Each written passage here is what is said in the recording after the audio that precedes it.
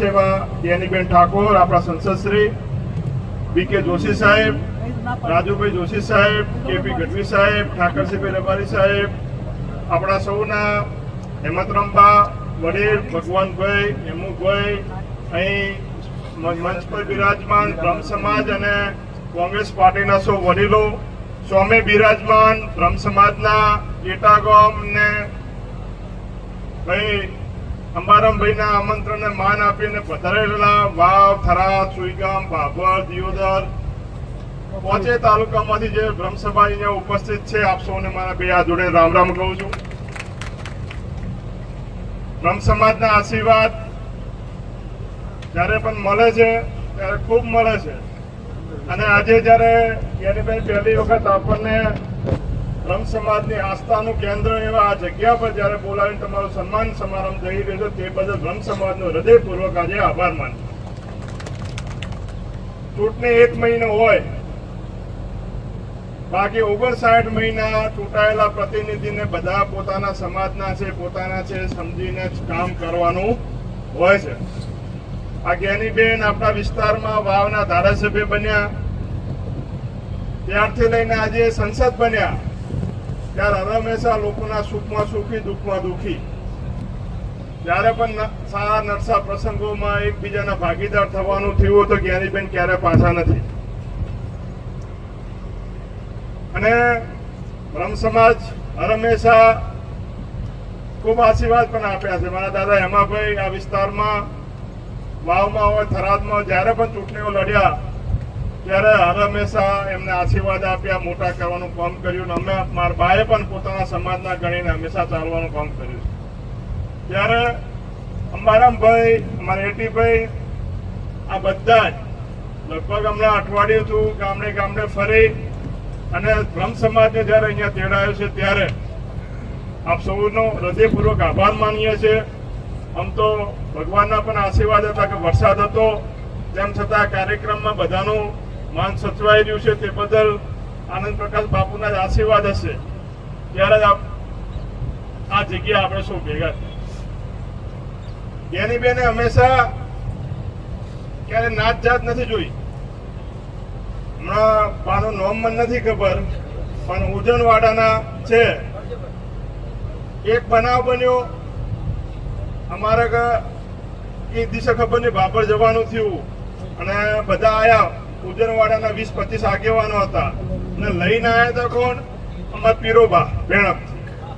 અને બ્રહ્મ સમાજના આગેવાન માટે મારા પીરા પીરનું કર્યું કે આપ જ્ઞાનીબેન આ સમાધાન ના થયું તો હું તમારા ત્યાં નહીં આવું. ના જ્ઞાનીબેને જો કે આમના માટે કરીને ક્યાંક કેવું કાંઠા થઈને કેવું પડ્યું છે, સમાધાન કરાવવાનું કામ કર્યું. જ્ઞાનીબેન કહે કે બીજા હોય તો ના થયું. એવું ના દેખે નકા ઘણા એવા આગેવાનો હોય કે ચોક ખબર પડે કે વોકમાં આવે તો ચી રીતે ફિટ કરાવવા એ અમુકના ધંધા હોય ને એક કઈ રીતે બચાવવા એ પણ એક આગેવાનનું કામ. એટલે અમે ઢુકાઈએ છીએ કે જ્ઞાનીબેન વતી એટલી ખાતરી આપીએ છીએ મદદ થઈ હોય ના થઈ હોય થશે તો બચાવવાની અંદર જ્ઞાનીબેન ઉભા હશે, ફસાવામાં ક્યાંય નહીં હોય. એમને તમને આ જગ્યા ઉપર તમને આજે બધા ભેગા થઈને કહે કોઈ પણ સમાજનો આગેવાન બનતો હોય ને તો વર્ષો લાગે. 5 વર્ષ, 10 વર્ષ, 15 વર્ષ, 20 વર્ષ મહેનત કરો ને ત્યારે આગેવાન તૈયાર થતા હોય. ત્યારે જે પણ સમાજના આગેવાન તૈયાર થતા હોય એને દરેક સમાજ હંમેશા મોટા કરવાના કામ કરતા હોય.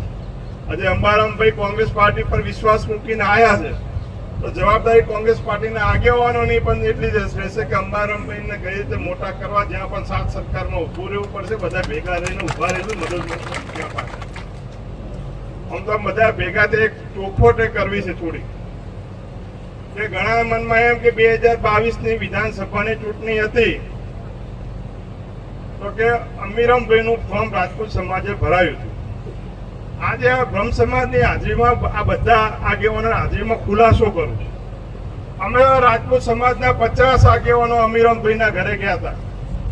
એમાં KP સાહેબ હતા, બેન આવ્યા હતા, ઠાકરસિંહભાઈ હતા, કોયડાથી મયારામભાઈ હતા અને ડાબલીવાથી પણ મહાદેવબાન દીકરા બધા હતા અને દેવરામભાઈ. બધા હાથ જોડીને કીધું તો મહેરબાની કરો કેમ કે હું જો કોંગ્રેસમાંથી ચૂંટણી લડતો હોઉં તો ક્યારેય એવું નહીં બની શકે કે અરે ક્રોસ વોટિંગ થશે, કેમ કે કોંગ્રેસ મારો કોઈ વિશ્વાસ મૂકતી હોય તો મારે જ્ઞાનીબેન ભેગું રહેવું પડે. અને જ્ઞાનીબેન સંસદની ચૂંટણી લડવાના છે અને જગ્યા ખાલી થાય તો જો તમારા ભેગા જ્ઞાનીબેન ના ઉભા રહે તો અમે બધા તમારા ભેગા છે. પણ આજે આ નિર્ણય તમારો ખોટો છે, છતાં તમારે લડવું હોય તો થરાદમાં લડો, તો કોઈ એકબીજાનું કોઈ મંદુક ના રહે. કેમ કે અમે નથી મદદ કરી શકમ. કદાચ ભાજપના કોઈ ગયા હોય તો અમે એમની કઈ જવાબદારી લેતા નથી, તો એમની પાસે ઉઘરાણી કરો.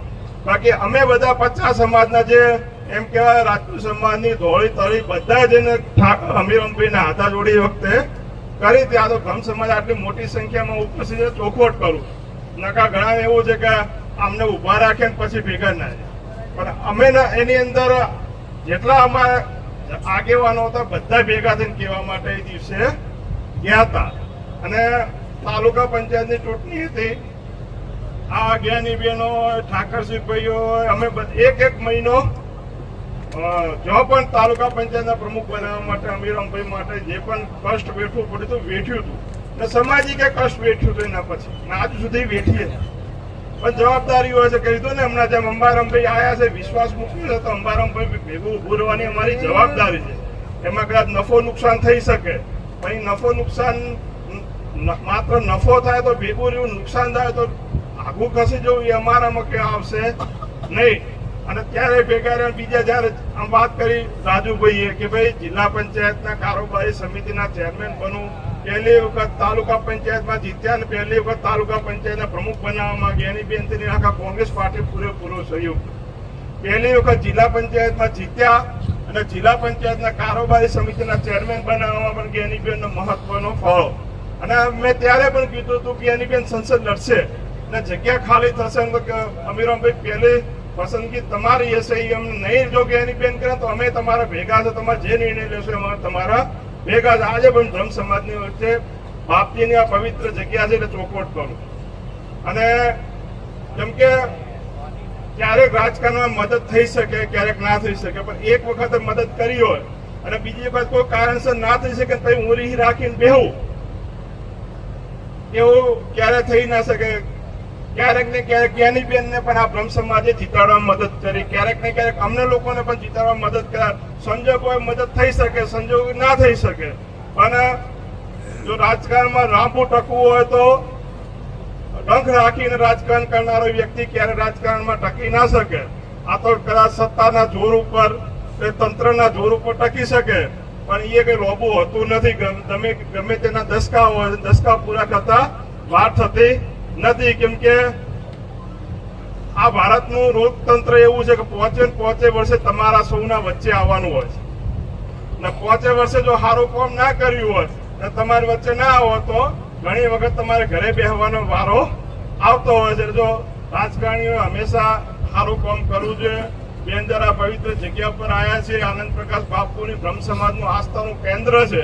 આ આસ્થાના કેન્દ્ર પર આપણે આવ્યા છે તો કંઈક અહીંયા સારું આપીને જાય એવું હું આપને વિનંતી પણ કરું છું. અને આપણે ગુરુ ગાદી કહો કે જે પવિત્ર જગ્યા આપણા માટે એટાની અંદર બ્રહ્મચારી બાપજીની આ છે, કોઈ એક સમાજના નતા. આજે મને ખબર છે કે મારો જન્મ નતો એ પહેલા મારા ઘરનું વાસ્તુ જુદું બાપજીના હાથે. બાપજીને આમ વાત કરી કે હંમેશા બા આવતા, આશીર્વાદ લેતા અને એમના તેજસ્વી એવું શરીર હતું કે આપણને અંજાઈ જઈએ કે એટલો હંમેશા એમનો આશીર્વાદ હતો. જે મને યાદ, અમે નાના ગાંધીનગર કોઈ મહારાજની ફેક્ટરીનું ઉદઘાટન બાપજી કરવા માટે જીઆઈડીસીમાં આવ્યા. એ દિવસે પણ ગાંધીનગર મારા ઘરે પગલા કરાવવા માટે બાપુના લાયા હતા. ત્યારે પણ બાપુ લગભગ અમે તો ત્યારે લગભગ 10-12 વર્ષના આવીશું, પણ હંમેશા લાગણી રહી, હંમેશા આશીર્વાદ રહ્યા. અને આજે જ્ઞાનીબેન અહીંયા આવ્યા છે. આજે 1 મહિનો તો કદાચ સંસદ સભ્ય તરીકેનો પૂરો થયો, પણ 59 મહિના વિકાસના કાર્યમાં સમાજના ઉપયોગી જ્યાં પણ ક્યાં જરૂર હોય રાજકીય, હું પણ આપ સૌને વિનંતી કરું છું કે કોઈ એક પાર્ટીની અંદર જો આખો સમાજ બેસે તો કે હમણાં ઘણા આગેવાનો ભાષણ સાંભળ્યા હશે કે બધા એક પાર્ટીમાં રહેશો, બીજી પાર્ટીની સરકાર આવશે તો શું કરશું. એટલે બધા જો એક પક્ષમાં બેઠા રહેશો તો ક્યારેક એવું નથી કે ભાજપની જ હદા સરકાર રહેવાની. આ દેખો 400 થી 200 ચાલી આયા. એટલે ક્યારેક સરકારો બદલાશે, સરકારો બદલાઈ જશે તો બીજા પક્ષમાં પણ જો સમાજના આગેવાનો તૈયાર થયેલા હશે ને ક્યાંક ને ક્યાંક ઉપયોગી થશે. એ વિનંતી સાથે ફરીથી બ્રહ્મ સમાજનો હૃદયપૂર્વક આભાર, ખાસ કરીને અંબારામભાઈ ને આપ સૌની ટીમનો. તમે જે મહેનત કરી અને નકા આટલી મોટી સંખ્યામાં બ્રહ્મ સમાજના આગેવાનો પાછળ બધા બંધોણીઓને રોમ રોમ કહું છું, બધા આગેવાનોને રોમ રોમ કહું છું. વ્યસન જેટલા બંધોની છે ત્યાં પૂરતા રાખો, નવા તૈયાર ના કરતા એ વિનંતી કરું છું. શિક્ષણ ઉપર પૂરું ધ્યાન આપજો. સરપંચો ઓછા થશે ચાલશે, તાલુકા જિલ્લાના ડેલિગેટ ઓછા થશે ચાલશે, ધારાસભ્ય સંસદ સભ્ય ઓછા થશે ચાલશે, પણ જો શિક્ષણની જોત જગાવીને સમાજમાં તાલુકા પંચાયતથી લઈને ગાંધીનગરના સચિવાલય સુધી જો સમાજનું દીકરો દીકરી બેઠા હશે ને તો તમારે કોઈ ધારાસભ્ય સંસદની જરૂર હોતી નથી. એટલે શિક્ષણ ઉપર પૂરેપૂરું ધ્યાન આપજો એ વિનંતી સાથે આપ સૌનો આભાર.